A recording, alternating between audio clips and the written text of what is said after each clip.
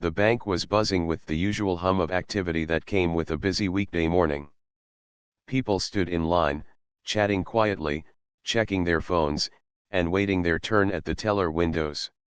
The air felt thick with the usual tensions of the day as employees went about their work, trying to stay ahead of the growing line. Among the crowd, Derek stood still, waiting his turn with the same patience he had learned to perfect over the years. He had been to this bank a few times before, but today felt different. Today, he was holding something more than just a check. It was a payment for a long job he had worked hard to finish. It wasn't just money, it was proof of his effort, his dedication, and the hours he had put into making sure the work was done well. It was also something that mattered a lot to him because it was a reminder that his hard work was being recognized. As he stood in line, he couldn't shake the feeling that he was being watched. He glanced around the room, noticing that the employees were moving a bit faster than usual, their eyes darting in his direction. Derek was used to feeling like he didn't belong, like he was being sized up the moment he walked into a room. But today, the scrutiny felt different, sharper. The subtle looks exchanged between the bank staff made him uneasy, but he stayed calm, keeping his eyes focused on the counter ahead. When it was finally his turn, he approached the counter with the same quiet confidence he always carried. He slid the check across the counter to Samantha, the teller. She took the check, and for a moment, everything seemed normal. The usual exchange. She greeted him with a polite smile and began to examine the check in front of her, just like she had done hundreds of times before with other customers. But something in the way she looked at the check made Derek pause. It wasn't a glance of simple curiosity, it was more like suspicion. She turned the check over, examined the numbers carefully, and began to squint at the fine print. Derek felt his stomach tighten. There was a moment of silence, a tension that was palpable, and then Samantha looked up at him with a polite but wary expression. "I'm sorry, sir. This check doesn't seem quite right. Let me call the manager." Before Derek could respond, she had already pressed a button on her phone, and within seconds, Mr. Harrison, the branch manager, appeared by her side. He was a tall man, with the air of someone who believed every decision they made was the right one. He looked at the check, then glanced at Derek, his gaze lingering a moment longer than necessary. There was an uncomfortable silence before Mr. Harrison spoke. "I'm afraid we're going to have to verify this check before we can proceed with any transactions," he said, his tone flat.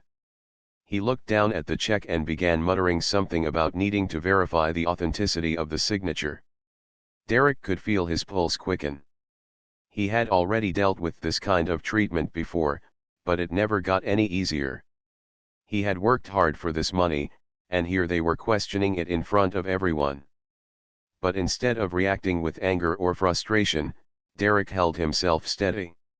He knew that reacting emotionally would only give them more reason to doubt him. He had been in similar situations before and knew how to keep his cool. The manager took a step back, and Derek could see the wheels turning in his head. He could tell the manager was thinking, making assumptions based on his appearance, on the fact that he was a black man in a place where people of his skin tone were few and far between. Derek had lived through this too many times. The small, almost invisible biases that piled up in every interaction. The way his presence seemed to unsettle some people. The way they would always look at him like he was a threat. Samantha and Mr. Harrison spoke in low voices, out of earshot from Derek, but their body language told him everything. They were making decisions about him without even asking. Derek had seen the way they handled other customers. People like him didn't get the same treatment. After a few moments of whispering, Mr. Harrison turned back to Derek with a forced smile. "I'm sorry, sir. But this check does not appear to be legitimate. We cannot process it." The words hit Derek like a punch in the gut. He looked down at the check, then back up at Mr. Harrison. "What do you mean by not legitimate?" Derek's voice was calm, but there was a hint of disbelief in his tone. He couldn't believe what he was hearing. He had been through too much to let something like this happen. The check was legitimate. He knew it. "I'm sorry, but it's not something we can process.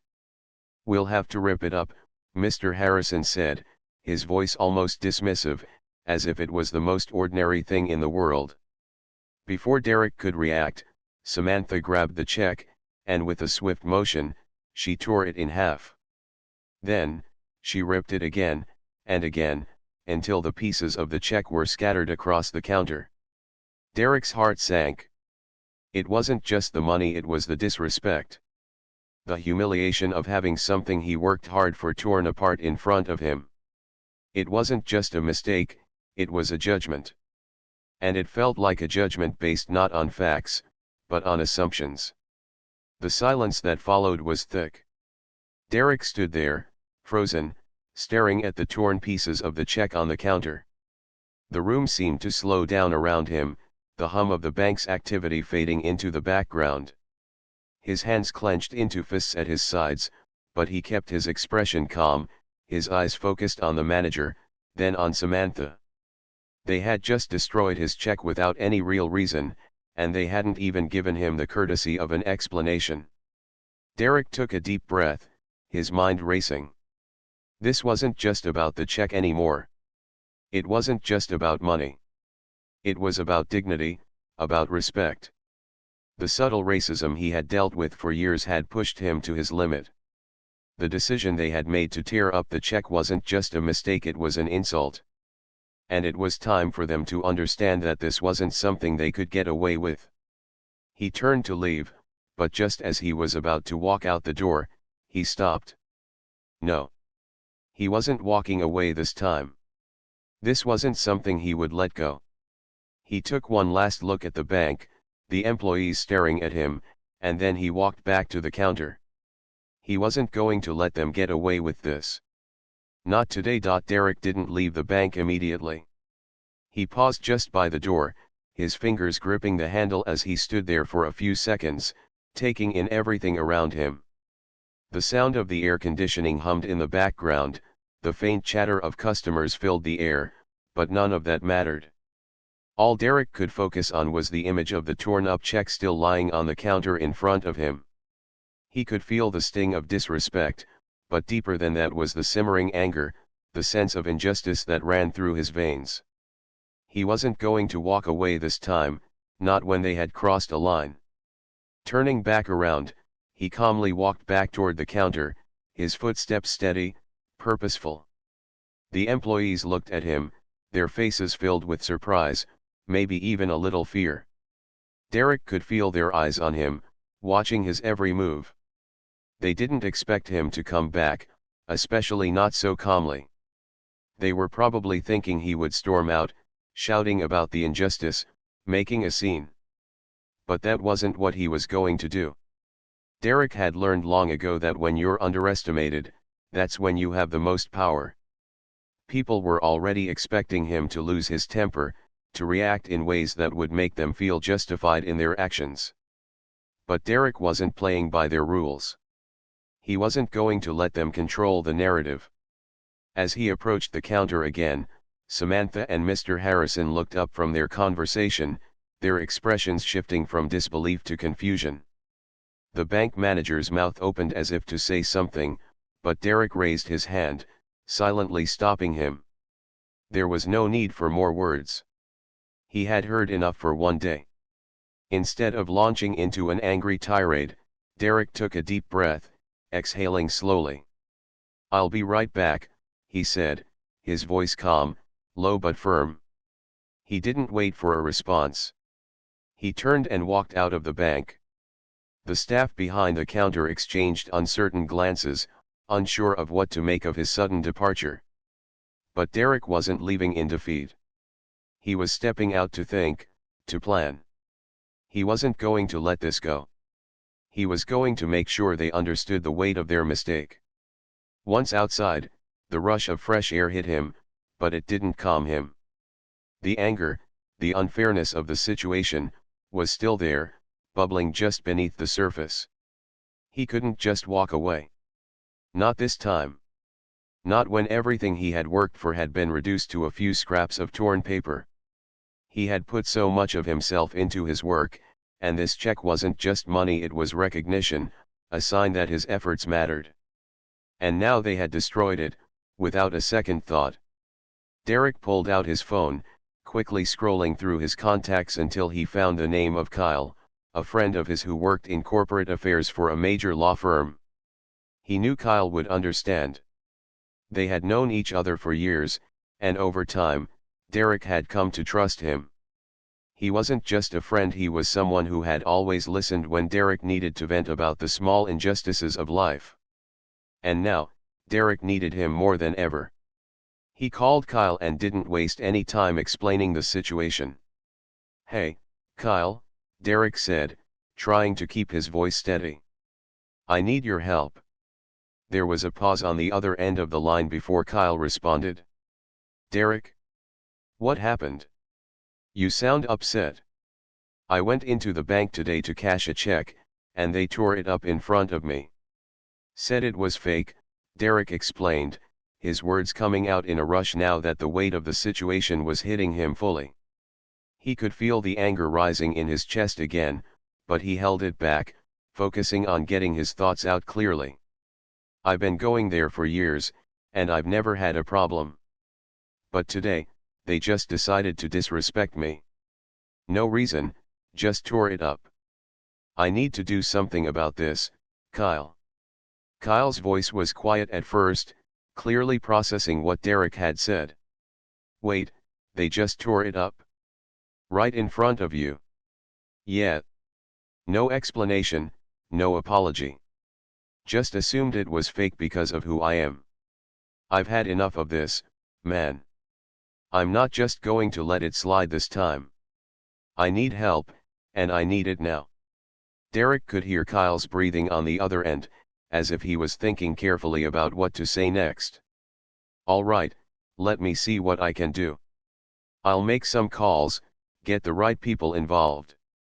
You don't have to deal with this alone." Derek nodded, even though Kyle couldn't see him. "Thanks, I appreciate it." After the call ended, Derek stood there for a moment, his mind racing. He wasn't the type to cause a scene, but this wasn't just about him anymore. This was about standing up for everyone who had ever been treated like this. He wasn't going to let them get away with it, not this time.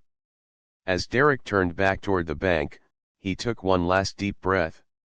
He wasn't going in there to yell. He wasn't going in there to start a fight. What he was going to do was make sure that the people who ran that bank understood exactly what they had done. They couldn't just tear up someone's check and get away with it. He walked back inside, his steps steady, his heart beating a little faster now. The staff at the counter had returned to their usual duties, trying to pretend like nothing had happened. But Derek wasn't going to let them pretend. He approached the counter slowly, his eyes locking onto Mr. Harrison. The manager looked up, startled to see him back so soon. Samantha, the teller, glanced at him nervously, not sure what he was going to do next. Derek didn't say a word. Instead, he pulled out his phone and opened the camera app. "I'm recording this," he said quietly, his voice carrying through the quiet bank. "I want you to know that what you did was wrong. And I'm going to make sure you know that, too." The silence in the bank was deafening. Derek's words hung in the air, and for a moment, no one moved. Mr. Harrison blinked, clearly taken aback by the calmness of Derek's tone, but the weight of his words sank in. Samantha stood frozen, unsure of what to do. "I've been coming here for years," Derek continued, his voice steady. "And today, you ripped up my check. You assumed I wasn't good enough. You assumed I didn't matter. But I'm going to make sure you understand that I do." He didn't raise his voice. He didn't need to. His calm demeanor, the strength of his words, said it all. It was clear that Derek was no longer just some customer who could be brushed aside. He was someone who would make sure they knew exactly what they had done. And he wasn't going to back down. For a moment, No one said anything. The staff exchanged uneasy glances, but Derek didn't care. He knew this wasn't over yet. He had a long road ahead of him, but today, he was taking the first step in making sure that his dignity wasn't torn apart like his check had been. Derek stepped back from the counter, leaving the stunned bank employees behind him. He could feel the weight of the situation pressing down on him, but he wasn't about to let it crush him. He had made a choice earlier to confront the injustice, and now he was fully committed. There was no turning back. As he walked out of the bank again, his mind was racing. It wasn't just about the check anymore. It wasn't even just about the bank. It was about the years of being looked down upon, the years of feeling like he had to prove himself more than anyone else. The way people had always assumed things about him based on nothing but his appearance. Derek wasn't going to be the person who let that happen again. He wasn't going to let his dignity be trampled on by anyone. The way they had treated him, tearing up his check like it meant nothing, had opened up something inside of him. A fire that had been smoldering for years now had a chance to burn brightly. He didn't want to do things the way people expected. He didn't want to just cause a scene. Derek wasn't interested in shouting and making threats. No, this was bigger than that. This was about making a real change, a lasting difference. He knew this was just one small moment in the grand scheme of things, but if he could do something to make them understand, then maybe it would help others too. Maybe it would show that he wasn't someone to be pushed around. After leaving the bank, Derek made a few more calls, each one adding fuel to the fire that was starting to burn inside him. He contacted Kyle, the friend who worked in corporate affairs. The two had spoken earlier, but now, with his plan fully forming, Derek needed Kyle's help more than ever. "Hey, Kyle," Derek said when he picked up the phone. "I need you to make some calls for me." "Derek, what's going on? You sound serious." Kyle's voice was laced with concern, but Derek could tell that he was ready to help. "I'm going to make sure this doesn't end here," Derek said firmly. "I'm not going to just let them think they can treat me this way. They've done this before, and I'm done. I'm going to make them pay for what they did." Kyle was quiet for a moment. Derek could almost hear him processing the situation. "All right, what do you need me to do?" "I need you to reach out to anyone who can make noise about this. I'm talking about people who can get the media involved. I need this story to be heard, and I need it out there fast. I don't want this to just blow over. They need to understand that actions like this have consequences." Kyle hesitated. "You sure about this? I mean, it's one thing to be upset, but nothing," Derek interrupted, his voice steady but intense. "I've been in this position too many times, and it's not just about me. It's about everyone who's been treated this way. You know what I'm talking about. The subtle racism, the way we're constantly judged before we even open our mouths. If I don't do something now, then what? It'll keep happening." Kyle paused. "Okay. I get it. I'll get the ball rolling. You just focus on staying calm, all right?" "Thanks, Kyle," Derek said. He hung up the phone and stood still for a moment, gathering his thoughts. The adrenaline was still rushing through him, but he knew he had to be careful. He had to think this through. He couldn't afford to make a mistake. Derek didn't want revenge. What he wanted was justice, and that was different. He wanted people to see what happened, to understand the weight of what had just occurred.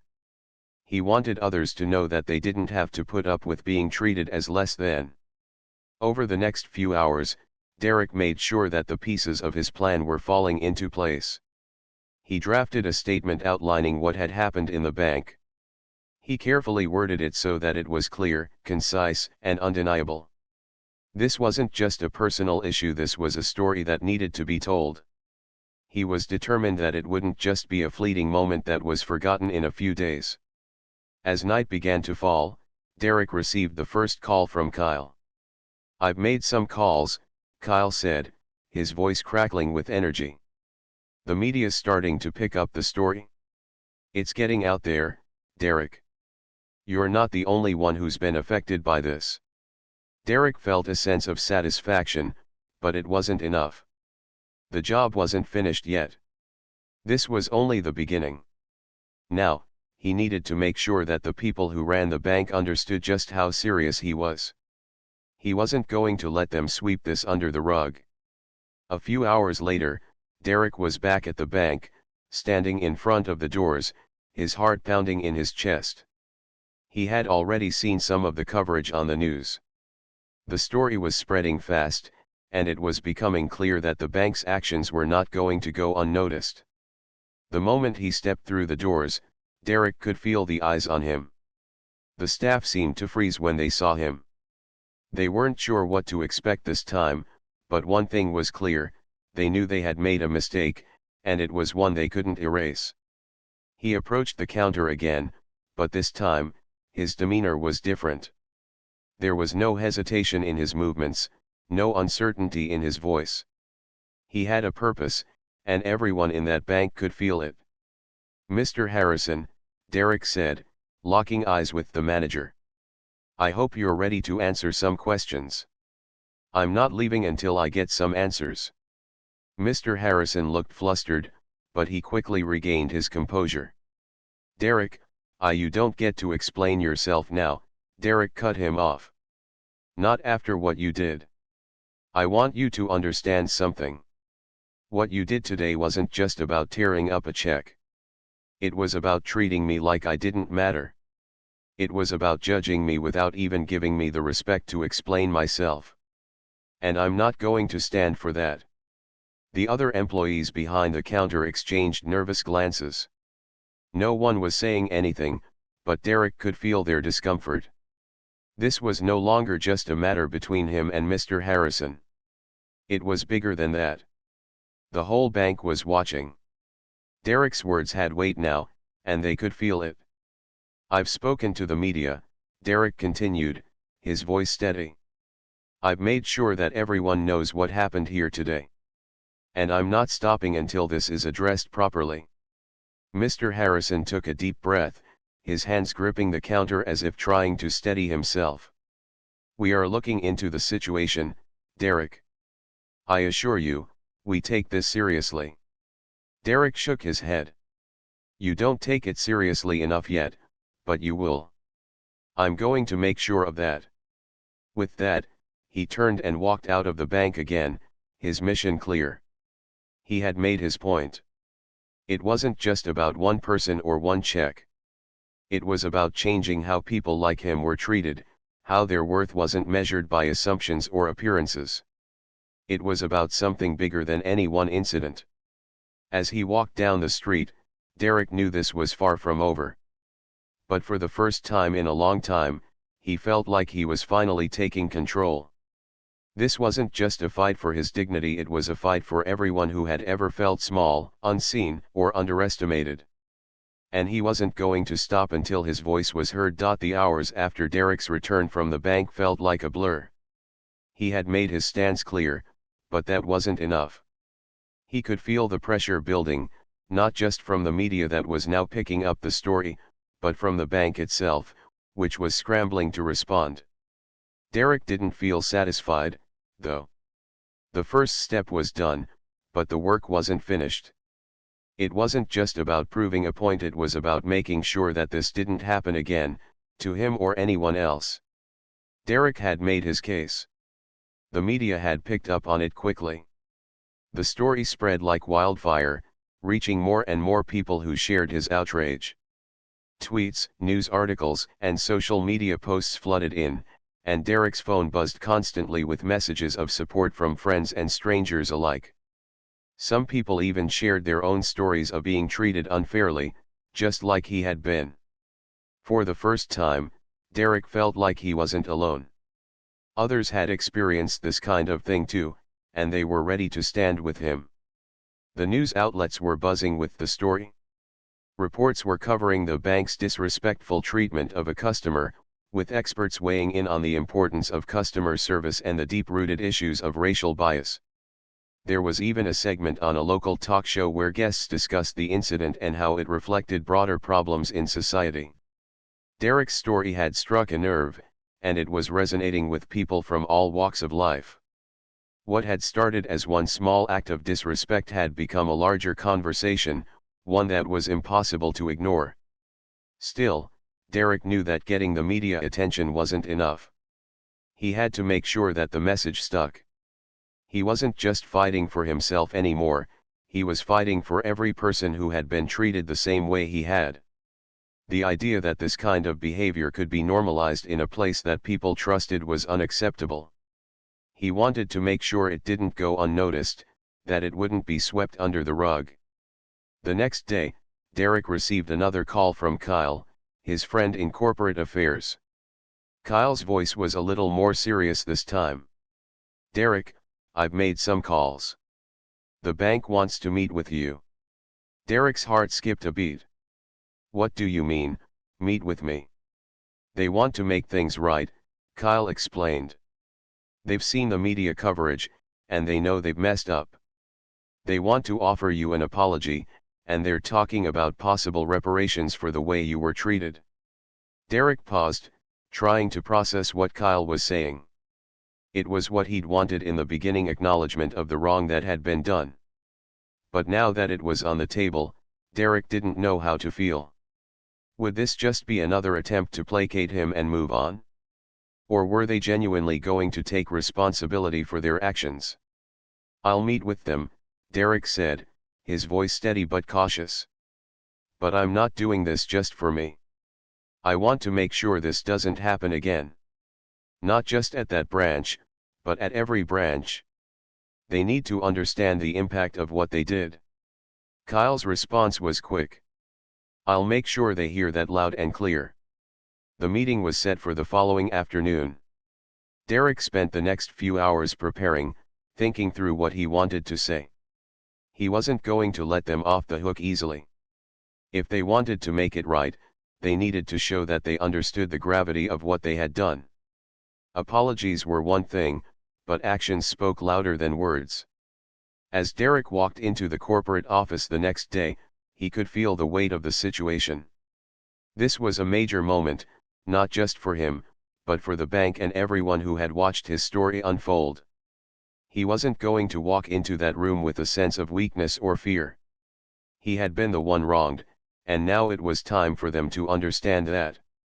The meeting room was sterile, cold in its professionalism, with no warmth or comfort. A long, polished table stretched between Derek and the three executives who had gathered to meet with him. Mr. Harrison, the branch manager from the day before, was present, along with a woman named Karen, the head of customer relations, and Tom, a senior executive from the corporate office. "Derek," Mr. Harrison began, his voice apologetic but guarded. "We're glad you agreed to meet with us. We've been reviewing the incident, and I want to start by saying we are deeply sorry for how you were treated. It was wrong, and we acknowledge that." Derek didn't say anything right away.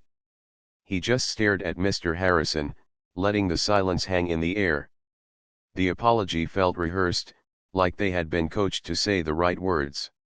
He wasn't interested in their scripted responses. He was here for more than that. "I'm glad you understand that," Derek said, his tone calm but firm. "But an apology doesn't fix what happened. You tore up my check in front of me, without even giving me the chance to explain myself. You made an assumption based on nothing but the way I look. And I'm not the only one this has happened to. It's bigger than just me." Karen shifted in her seat, uncomfortable under Derek's steady gaze. "We understand that, and we are committed to making changes," she said, trying to sound reassuring. "We've already begun implementing additional training for all employees to address these issues. We're also offering compensation for the inconvenience caused, and we'll ensure that this doesn't happen again." Derek nodded slowly, taking it all in. He wasn't satisfied yet, but they were saying the right things. The real test, however, was whether they would follow through. He had heard too many promises in his life, only to see them fall short. Derek didn't just want assurances, he wanted change. "Training is a start," Derek said, his voice steady. "But it's not enough. You need to address the culture that allowed this to happen in the first place. You need to make sure every employee understands that this isn't just about checking boxes, it's about respect.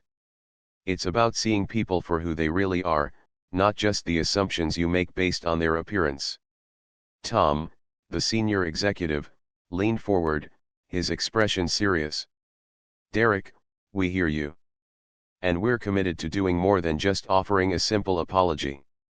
We want to make a lasting change, not just in your case, but for everyone who walks into one of our branches." Derek nodded, satisfied that they were beginning to understand. This wasn't about him anymore. It was about everyone who had been treated unfairly, everyone who had been dismissed because of assumptions that had nothing to do with their worth. Derek was going to make sure their words were followed by action. As the meeting drew to a close, Derek felt a strange sense of relief wash over him. It wasn't over, not yet. But he had made them listen. They were finally acknowledging the problem, and they were promising to do something about it. For the first time, he felt like he had achieved something more than just making a scene. He had opened the door for real change. When he walked out of the meeting room, Derek felt a weight lift off his shoulders. He knew the battle wasn't over. But it was a step in the right direction. He had made his mark. And that was only the beginning. The following days were a whirlwind for Derek.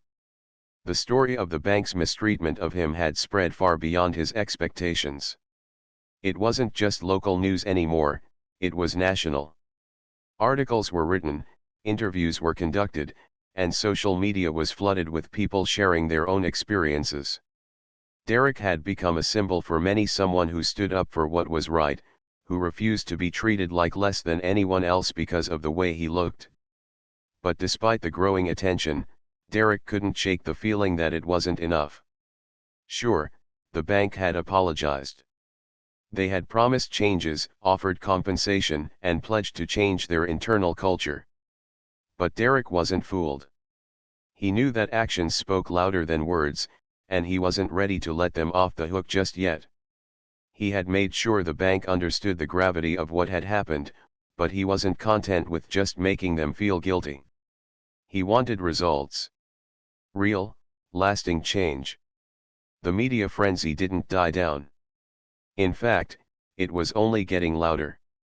Derek's story was the talk of the town. Everyone had an opinion, some supporting him, some criticizing his approach. There were even debates on television about whether the bank's response had been sufficient. Derek didn't care much for the opinions of others. What mattered was what happened next. What mattered was that he had made a difference, not just for himself, but for everyone who had ever been judged or mistreated based on their appearance. It wasn't long before the bank's higher ups started reaching out to Derek personally.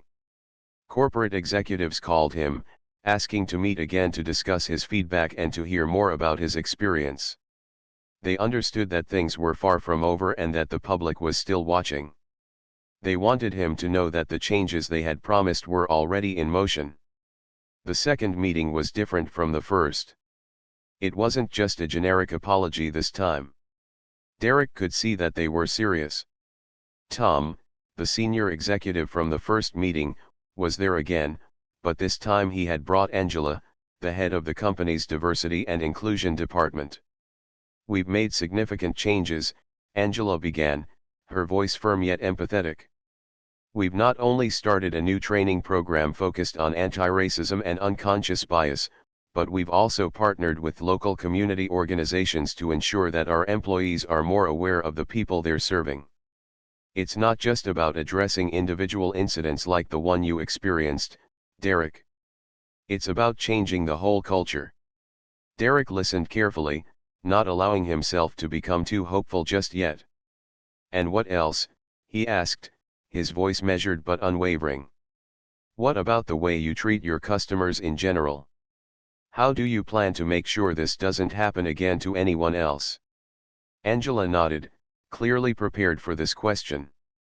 We're launching an internal initiative that focuses not only on training but on accountability. Each branch will have a diversity officer assigned to it. These officers will be responsible for monitoring the environment in the branch and ensuring that staff are held accountable for their actions. We're also implementing a feedback system where customers can report their experiences anonymously, so we can address any issues immediately. Derek raised an eyebrow, impressed. It wasn't just words anymore. This was an action plan. What about compensation for the people who've been affected? Are you only addressing it with me, or are you going to help others who might have faced similar treatment? The room fell silent for a moment, but Tom spoke up. We are committed to helping others who have had negative experiences with our bank, Derek. We're opening a fund that will offer financial support for anyone who has been wrongly treated, particularly people from marginalized communities. We're not just apologizing to you, we're trying to create a path forward for everyone who has been hurt. Derek sat back in his chair, absorbing the information. This was the kind of action he had been waiting for. But it wasn't enough to just hear about these plans. He needed to see them come to life. I appreciate what you're saying, he said. But I want you to understand something. This isn't about money or recognition. This is about dignity. It's about making sure that no one else ever has to go through what I did. Tom nodded solemnly. We understand. That's why we're taking this so seriously. We don't want this to be just another PR move. We want to make a real difference. Derek studied their faces for a long moment. There was sincerity in their eyes. He knew they had made mistakes, and he knew that they could still do more. But for the first time, he felt like they were taking the issue seriously. They were showing him that they were willing to put in the effort to fix what had been broken. When the meeting ended, Derek felt a weight lift off his shoulders. The journey hadn't been easy. He had fought for what was right, and he had made a stand. It hadn't been about revenge, it had been about ensuring that people like him were never overlooked or dismissed again.